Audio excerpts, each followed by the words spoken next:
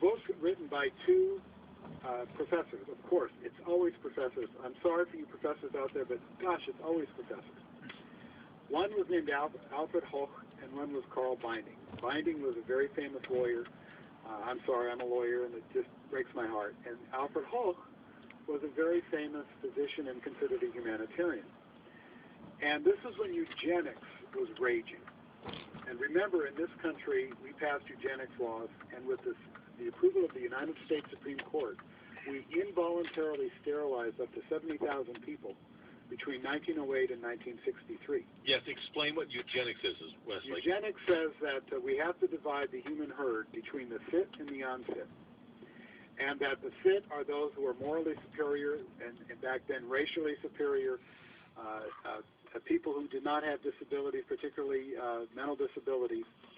And the point of eugenics was that the human race is degrading because so many of the so-called unfit are procreating. Yes, this is in support of the whole idea of Darwinian natural selection, well, and we're gonna strengthen the strong so that they survive more rapidly, and we're going to kill off the weaker so we can accelerate this whole thing and identify and arrive at an ideal gene pool, because we're after the Aryan race, or we're after the pure human race, and we're all going to evolve faster and faster if we just sort of weed out the weaker gene pool. This is the whole idea of eugenics, which is good life.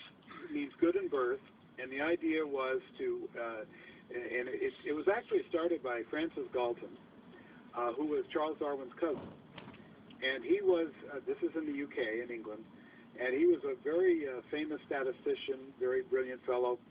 And also, this is when Mendel was doing the early gene experiments. Mm-hmm.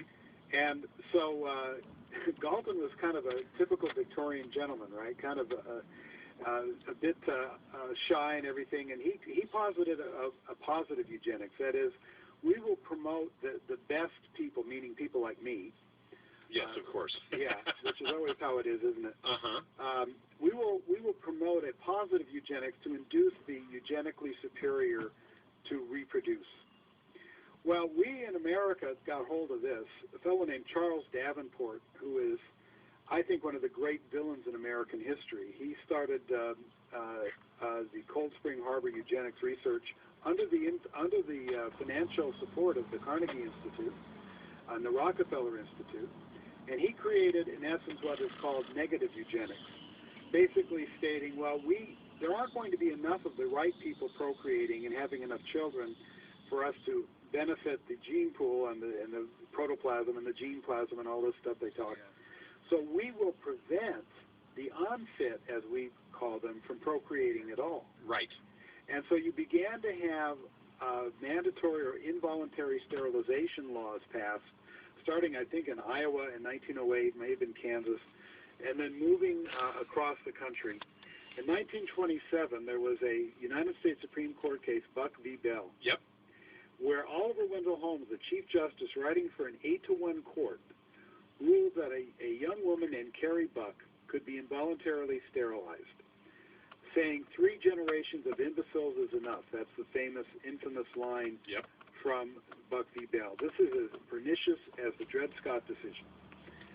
In essence, what had happened to Carrie Buck is she was the illegitimate daughter of a prostitute who gave birth out of wedlock, actually because she was probably raped by a foster family member. Right. And when she got pregnant, they were so embarrassed, or they wanted to cover it up, they had her mentally put in a mental institution. And the eugenicists at the head of the mental institution said, oh my gosh, this is perfect. Look, you have a prostitute's daughter giving birth out of wedlock. This is what eugenics is all about. We should have her sterilized. And then they not only brought the case to be able to sterilize her, they were also the people who had hired the lawyer to represent her in the case to stop it. Mm. So the eugenicists were both the prosecution and the defense, if you will. Oh, boy. And then Oliver Wendell Holmes, 8-to-1, said yes. That's the least we can expect of people when the good people of this country have fought World War I and all that stuff. Right? All right, so let's take a break.